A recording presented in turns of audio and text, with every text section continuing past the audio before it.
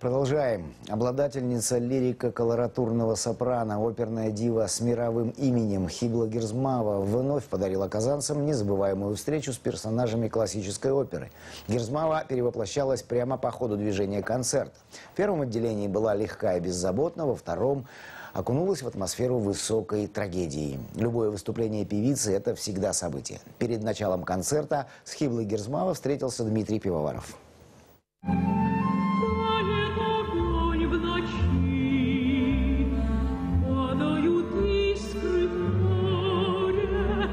Событие, к которому было приковано внимание мировой телевизионной аудитории, показывало нашу страну в лучших проявлениях достижений различных сфер общественной и культурной жизни. Тон и планку качества тогда задавали две оперные примы. Анна Нетребко с гимном Сочинской Олимпиады 2014 года на открытии и Хибла Герзмава, исполнившая олимпийский вальс на церемонии закрытия. Статусная фигура современного мирового оперного искусства, как всегда, элегантны, величественны и чрезвычайно просты в общении.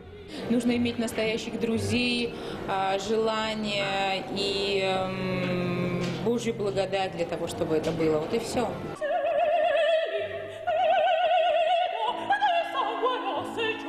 Творческое сотрудничество Хибла Герзмава и Государственного симфонического оркестра Татарстана под руководством Александра Сладковского длится несколько лет. Это второй совместный тандем певицы и оркестра в нашем городе. Первый состоялся 2 года назад в Международный женский день. Это был прелестный подарок любителям классических партий. Концерты этого года ждали особенно, ведь в объявленный срок встреча певицы и казанцев не состоялась. Гостья была простужена.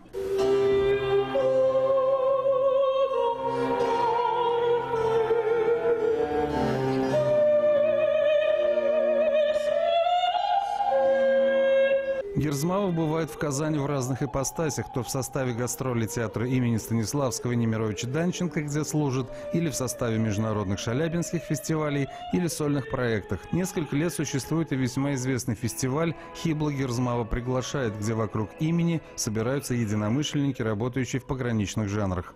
У нас есть опера, у нас есть оркестровые, симфонические программы, у нас есть джазовые программы, мы хотим драму. У нас очень много друзей в драме, в театре, очень много именитых моих друзей. Я с удовольствием общаюсь с ними, очень горжусь дружбой с ними. И я надеюсь, что с драматическим театром у нас тоже все сложится.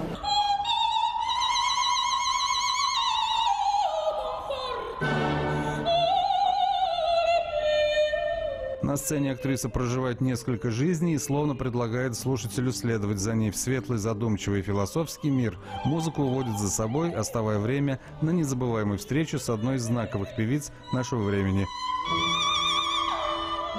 Когда выходишь на сцену, это любовь, это любить зрителей, любить тех людей, которые пришли, и любить тех людей, которые сидят сзади, весь оркестр.